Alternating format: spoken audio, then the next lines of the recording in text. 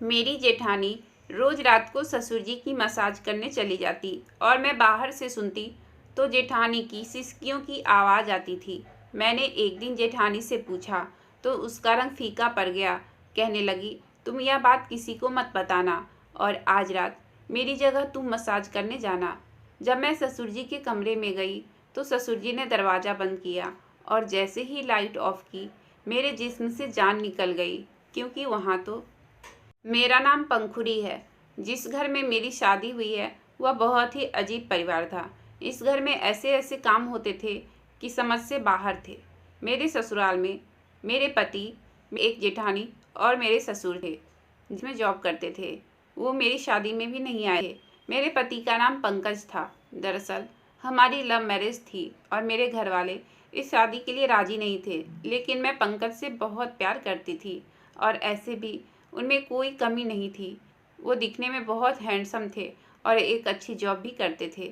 मैं चाहती थी कि हमारी शादी इज्जत और सुकून से हो जाए, पर ऐसा नहीं हो पाया। बात बहुत बिगड़ गई। मेरे घर वाले ने मेरे पति को कहा कि 4 दिन है तुम्हारे पास, तुम पंखुड़ी से शादी करके अपने साथ अपने घर ले जाओ, वरना 5वें दिन हम इसकी शादी कहीं और करवा देंगे। मेरे पति ने बहुत हाथ पैर मारे, दोस्तों की मदद ली और फिर शादी कर ली। मेरे पापा ने कहा, तुम आज से इस घर के लिए मर गई हो, तुम्हारे लिए घर के दरवाजे हमेशा के लिए बंद है। मैं हैरान हो गई जब पंकज के पापा भी शादी में खुशी खुशी आए और उन्होंने कहा कि प्यार करना कोई गुनाह नहीं है। हम अपने बेटे बहू को आशीर्वाद देने आए हैं और मुझे विदा कर अपने घर ले गए। मेरी शादी पर ही मैंने अपनी जेठानी को देखा था। कहने लगी, तुम बिल्कुल भी परेशान मत होना, सब ठीक हो जाएगा। पूरे दिन घर पर सिर्फ मैं और मेरी जेठानी ही रहते थे। पति और ससुर अपने अपने ऑफिस चले जाते थे। एक दिन मैंने बहुत कुछ अजीब देखा। रात होते ही मेरी जेठानी सारा काम खत्म करने के बाद मेरे ससुर के कमरे में जा रही थी। उनके हाथ में तेल की एक कटोरी भी थी। मुझे ये देखकर बड़ी हैरानी हुई। अंदर गई और उसके बाद उसने दरवाज़ा बंद कर लिया। मैं हैरान रह गई, भला इस वक्त उनका अंदर क्या काम और यह तेल लेकर अंदर क्यों गई। कुछ देर मैं बाहर खड़ी रही, सोचा तेल देने गई होगी और दरवाज़ा गलती से बंद हो गया होगा। 15-20 मिनट गुजर गए, लेकिन वह वापस नहीं आई। कुछ देर बाद मेरे पति ऑफिस से आ गए। मैंने उनके लिए रात का खाना गर्म किया, फिर हमने साथ बैठकर खाना खाया। थोड़ी देर बाद मैं पति के लिए दूध गर्म करने दोबारा किचन में गई। तब भी मैंने देखा कि जेठानी अपने कमरे में नहीं थी और ससुर के कमरे की लाइट भी ऑफ थी। इसका मतलब वह सो चुके थे। फिर मैं दूध लेकर वापस आ गई तो ग्लास रखने के लिए जब दोबारा गई तो मैंने देखा कि यह सिलसिला जारी था, लेकिन मैं अपने कमरे में आ गई। सुबह मैंने अपनी जेठानी, जिनका नाम रवीना था, उनसे पूछना चाहा, लेकिन हिम्मत नहीं हो रही थी। अगले दिन फिर से वही होने लगा। वह फिर रात होते ही सारे काम खत्म करके जब जेठानी को लगता कि सब घर वाले सो गए हैं तो तेल लेकर ससुर जी के कमरे में चली जाती। मैं देर तक जागती थी क्योंकि पंकज ऑफिस से लेट से आते थे। दरवाज़ा बंद होने वाली बात ने मुझे बहुत ज़्यादा परेशान किया था। मैं धीरे धीरे चलते हुए कमरे के पास गई। मेरे कदम बहुत ही धीरे धीरे आगे बढ़ रहे थे। फिर मैंने ऐसी आवाज़ सुनी जिसे सुनकर मैं हैरान रह गई। कमरे से मेरी जेठानी की हल्की हल्की रोने की आवाज़ आ रही थी। पहले तो मुझे लगा कि यह मेरा वहम है, लेकिन वह आवाज़ें मैंने गौर से सुनी तो मैं पूरे यकीन के साथ कह सकती थी कि जो कुछ भी हो रहा है उसमें कुछ तो गलत है। मैंने दरवाज़ा खटखटाया तो लाइट ऑन हो गई, लेकिन फिर मैं डर गई। ऐसा लगा जैसे कोई बाहर आ रहा हो। मैं वापस अपने कमरे में आ गई और सोचा पंकज से बात करूंगी, लेकिन पंकज तो सोने के मूड में थे। मुझे कुछ भी कहने से रोक दिया। अगले दिन मैंने जेठानी से ही बात करने का सोचा। वो किचन में सब्जी काट रही थी और मैं बर्तन धो रही थी। मैंने कहा कि रात को आप ससुर जी के कमरे में क्या करने गई थी? आपके हाथ में तेल था और आपने दरवाज़ा बंद कर लिया था। वह हैरान रह गई। उनको मुझसे इस तरह की बात करने की उम्मीद नहीं थी। कहने लगी कि ससुर जी के पैर में दर्द था तो मैं उनके पैरों में तेल लगाने के लिए गई थी। मैंने कहा, चलो मान लिया कि आप तेल लगाने के लिए गई थी, लेकिन दरवाज़ा बंद करने की क्या ज़रूरत थी? और आप तो अंदर आकर बैठ गई थी। मैं 2-3 बार चक्कर लगाकर आई थी तो मैंने देखा आप कमरे में थी ही नहीं। जेठानी ने मुझसे झूठ बोल दिया, कहा कि वो वॉशरूम में थी।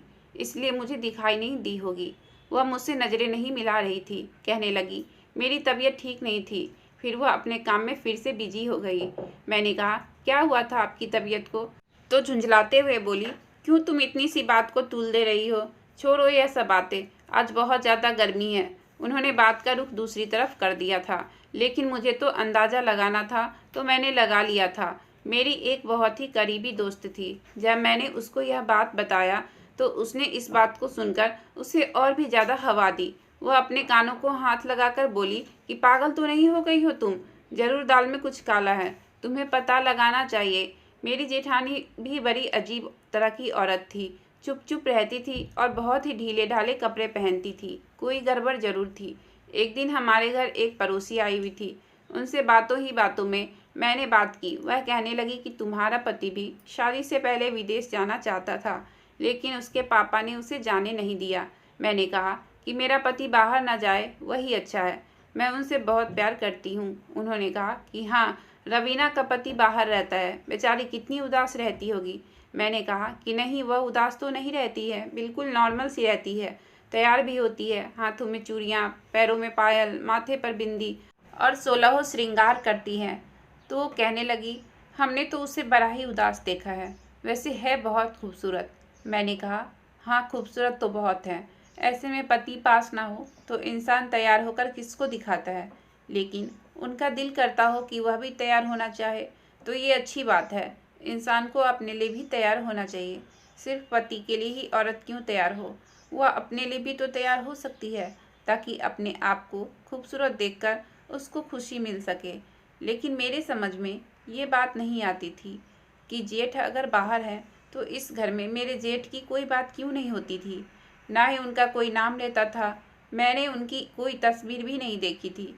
जेठानी को भी कभी अपने पति से फ़ोन पर बात करते हुए नहीं देखा था। अगर पति बाहर था तो फ़ोन तो करता ही होगा, और यहाँ तक कि मेरे ससुर भी फ़ोन पर बात नहीं करते थे। एक दिन हम सब खाना खा रहे थे तो मेरे ससुर ने कहा, एक ही बेटा है और यह सारा सब कुछ उसी का ही तो है। मैंने कहा कि पापा, आपका एक और बेटा भी तो है? कहने लगी कि हाँ हाँ, एक बेटा और भी है, गलती हो गई थी मुझसे। बाप थोड़ी ना अपनी औलाद को भूल सकता है। मैं तो मजाक कर रहा था। उनके अजीब से मजाक पर मैं हैरान हो गई। ये भला किस तरह का मजाक था? मेरे पति ने भी अजीब सा चेहरा बना लिया और जेठानी भी इधर उधर देखने लगी। ऐसा लगा कि वह तीनों ही मुझसे कुछ छुपा रहे हो। लेकिन मेरी जेठानी का वही रूटीन था। मैंने फिर उनसे सवाल किया तो कहने लगी, पापा जी के पैरों में दर्द रहता है। जब तक उनके पैरों की मसाज न करूं तो उनको नींद नहीं आती है। लेकिन मैं यह सोच रही थी कि जब वह सो जाते हैं तब वह वापस क्यों नहीं आती, कमरे के अंदर ही क्यों रहती हैं? क्या सारी रात पैरों में मसाज करती रहती हैं? न जाने इस तरह के सवाल मेरे दिमाग में वैसे ही घूमे जा रहे थे। ऐसी ऐसी बातें दिमाग में आ रही थी जो मैं सोचना भी नहीं चाहती थी। एक दिन तो कुछ ऐसा हुआ कि मैं दंग रह गई। किसी काम से मैं अपनी जेठानी के कमरे में बिना नॉक किए ही अंदर चली गई। वह मुझे देखकर पूरी तरह चौंक गई, लेकिन उनसे ज़्यादा तो मैं चौंक गई। मैंने कहा, आप तो माँ बनने वाली हैं और आपने मुझे बताया भी नहीं। वह पहले तो बहुत घबरा गई, फिर खुद को संभाल कर बोली, हमारे खानदान में यह सब नहीं बताया जाता है। जब तक 6 महीने नहीं हो जाते हैं तब तक किसी को भी ये बात नहीं बताई जाती है। कहते हैं कि नज़र लग जाती है, बस इसलिए नहीं बताया जाता है। मुझे बहुत ज़्यादा हैरत हो रही थी। जेठानी का पेट देखकर लग रहा था जैसे 7वां 8वां महीना हो, और मुझे पता भी नहीं चला क्योंकि मेरी जेठानी बहुत ही ढीली ड्रेस पहनकर रहती थी। मुझे उनको देखकर लग रहा था कि उनका 8वां महीना चल रहा है। इसका मतलब है कि 8 महीने पहले मेरे जेठ आए थे, लेकिन फिर भी कोई इस घर में उनका नाम क्यों नहीं लेता था? क्या उनकी किसी के साथ कोई दुश्मनी थी या उनको पसंद नहीं करते थे? इस घर में रहते हुए मेरे 3 महीने होने वाले थे। इन 3 महीनों में मेरे जेठ को मेरी जेठानी के लिए कुछ भी भेजते हुए नहीं देखा। ना कभी कोई मनी ऑर्डर आया था और ना ही कोई पार्सल। फिर मैंने सोचा कि एक तो मेरी जेठानी की यह हालत है, ऊपर से मेरे ससुर उनको अपने पैर की मसाज कराने के लिए बुला लेते हैं और अपने पैरों पर मसाज करवाते हैं। उनको इसका एहसास होना चाहिए कि ऐसे में तो औरत को आराम की ज़रूरत है। एक दिन हम सब खाना खा रहे थे तो मैंने अपनी जेठानी से कहा कि मैंने आपके लिए चाट बनाई है। ऐसी हालत में तो आपको चाट खाने का दिल करता होगा। मेरी बात सुनकर जेठानी के गले में जो खाना था वह उनके हलक में अटक गया और ससुर जी ने भी उनको हैरानी से देखा। फिर मेरे ससुर जी मुझसे कहने लगे, पंखुड़ी, तुम्हारे कहने का क्या मतलब? यह तुम क्या कह रही हो? मैंने कहा, भाभी पेट से है ना, इसलिए कह रही थी। यह सुनते ही मेरी जेठानी ने बहुत ही ऊंची आवाज़ में उनसे कहा, तुम्हें क्या हो गया है? तुम्हें किसने कह दिया कि मैं पेट से हूँ? जबकि मेरे पति तो मुझसे मिलने के लिए आए भी नहीं है। मेरे कदमों तले से ज़मीन निकल गई। मेरी जेठानी सफ़ेद झूठ बोल रही थी। मेरे ससुर के चेहरे का रंग फीका पड़ गया। फिर वह कहने लगे, पंखुड़ी, तुम्हें गलत फहमी हो गई है। हमारे घर में अभी कोई खुशखबरी नहीं है। यह खुशखबरी तो हमें तुम्हारी तरफ से ही मिलेगी। मैं हैरानी से सब लोगों का मुंह देख रही थी। मुझे पूरा यकीन था कि मेरी जेठानी पेट से है। मैंने खुद अपनी आंखों से देखा भी था। जेठानी की उम्र भी ज़्यादा नहीं थी, वही कोई 30-32 साल की उम्र रही होगी। देखने में तो ठीक ठाक ही थी, लेकिन बस हमेशा खामोश और उदास रहती थी। अगली सुबह ससुर जी ने मेरी जेठानी से कहा, रवीना, तुम्हें मार्केट में कुछ काम था ना, तो चलो तैयार हो जाओ, मैं तुम्हें लेकर चलता हूँ। मेरे जेठ तो घर पर रहते नहीं थे, इसलिए भाभी को कहीं जाना होता था तो मेरे ससुर जी ही लेकर जाते थे। मेरे ससुर जी की बात सुनकर मुझे ऐसा फील हुआ कि जैसे मेरी जेठानी डर गई हो। वह मेरी तरफ डरी हुई नज़रों से देखने लगी। मैं समझ गई थी कि ज़रूर कुछ न कुछ गड़बड़ है, और फिर मैंने दिल में पक्का इरादा कर लिया कि मैं इस राज को जानकर ही रहूँगी कि आखिर यह सब क्या चल रहा है। मेरे ससुर जेठानी को लेकर चले गए। पंकज भी अपना नाश्ता ख़त्म करके ऑफिस के लिए निकल गए। मैं घर में अकेली रह गई थी, इसलिए बोर हो रही थी। हमारे घर में कोई भी आता नहीं था। हमारा घर भी ऐसी जगह पर बना हुआ था जहाँ पर बहुत कम आबादी थी। शाम को जब भाभी घर आई तो मैं उन्हें देखकर हैरान हो गई। उनकी आंखें देखकर लग रहा था जैसे वह बहुत रोई हैं।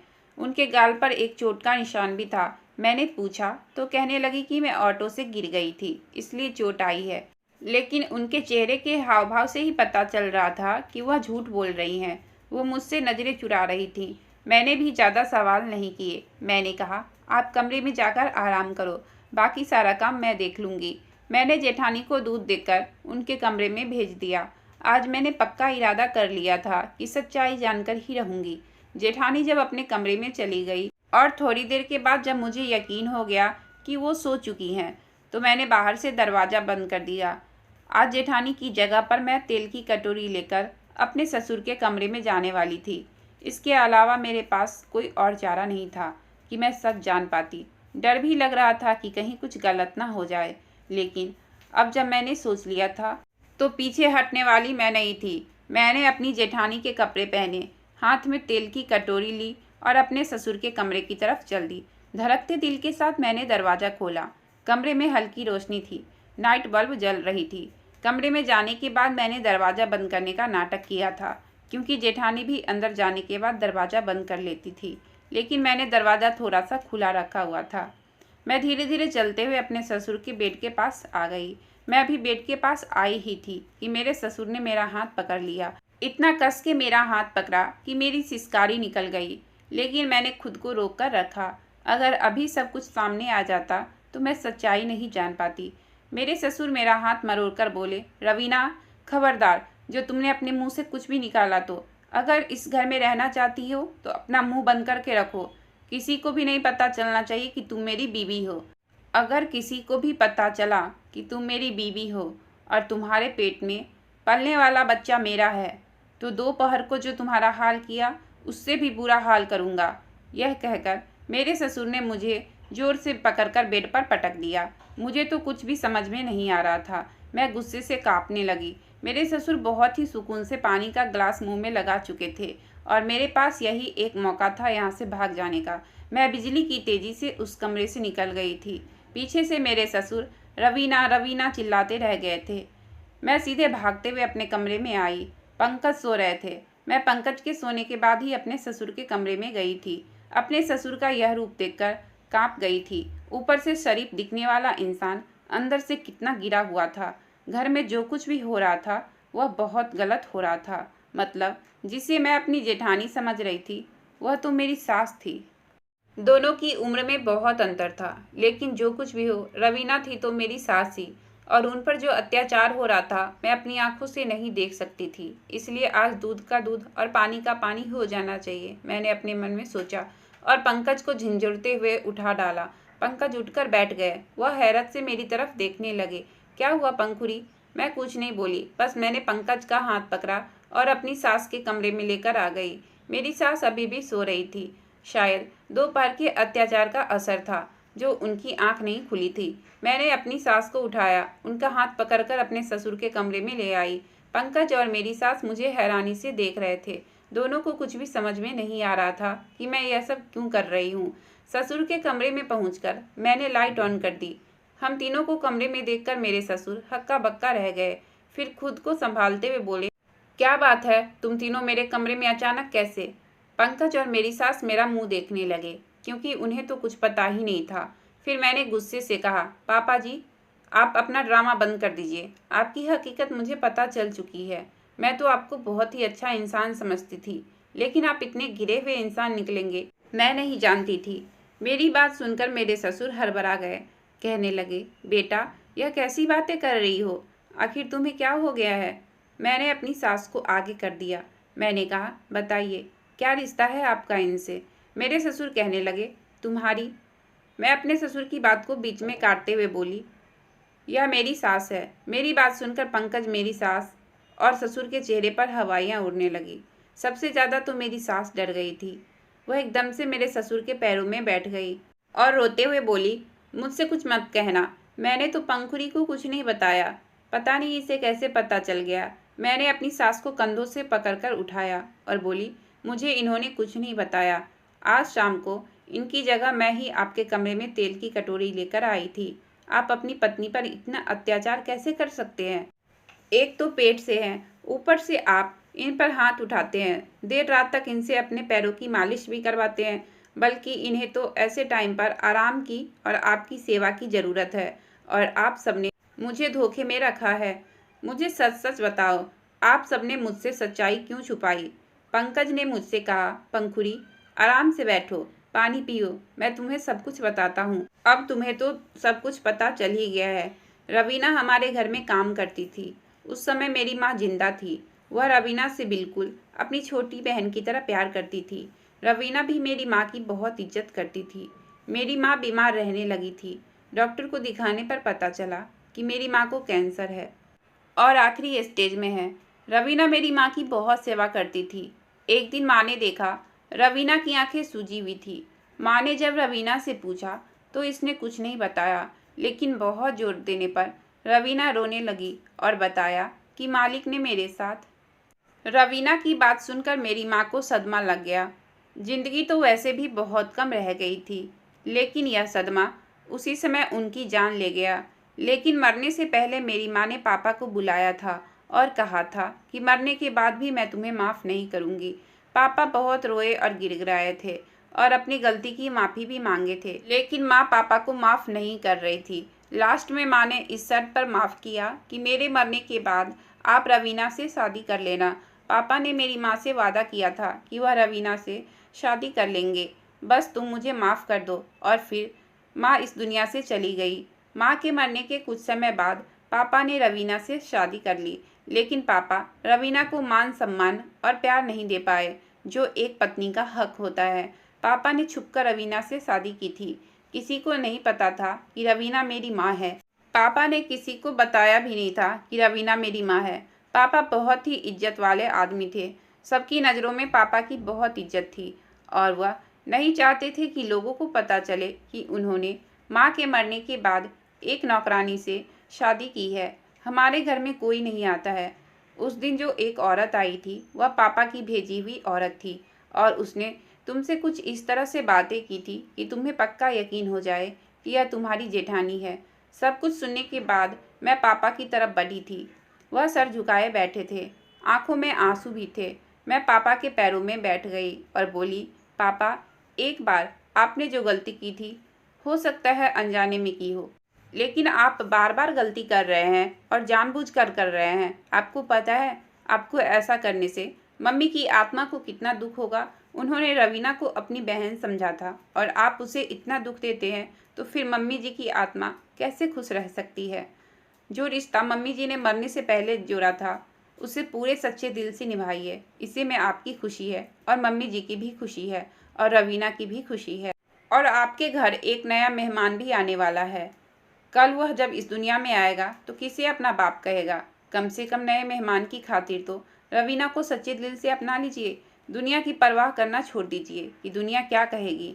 पापा जी ने मेरी तरफ देखा, उनकी आंखों में आंसू थे, शायद पश्चाताप के आंसू थे। वो मुझसे कहने लगे, पंखुड़ी बेटा, आज तुमने मेरी आंखें खोल दी। मैं तो इसी डर में जी रहा था कि जब लोगों को पता लगा कि मैंने एक नौकरानी से शादी की है तो मेरी इज्जत का क्या होगा। लेकिन आज मेरी आंखें खुल गई। मैंने अपनी पत्नी से किए गए वादे को निभाया, लेकिन सच्चे दिल से नहीं। तो फिर मैंने कैसे सोच लिया कि मेरी पत्नी मुझे माफ़ कर देगी। बहुत बहुत धन्यवाद बेटा, जो तुमने मुझे रोशनी दिखाई है। फिर उन्होंने रवीना का हाथ पकड़ा, उसे बेड पर बिठाया और उसके पैरों में बैठकर उससे माफ़ी मांगने लगे। रवीना, मुझे माफ़ कर दो, मैं तुम्हारा गुनहगार हूँ। मैंने आज तक तुम्हें अनजाने में कितनी तकलीफ़ें दी है, लेकिन तुमने अपने मुंह से उफ तक नहीं किया। तुम बहुत महान हो। प्लीज़ एक महानता और कर दो, मुझे माफ़ कर दो। रवीना एकदम उठ खड़ी हुई और मेरे ससुर का हाथ पकड़ ली और रोते हुए बोली, प्लीज़ ऐसा मत कहिए। आप तो मेरे पति परमेश्वर हैं। आपने मुझे सच्चे दिल से अपना लिया है, यही मेरे लिए बहुत है। दोनों की आंखों में खुशी के आंसू थे। मैं भी बहुत ज़्यादा खुश थी।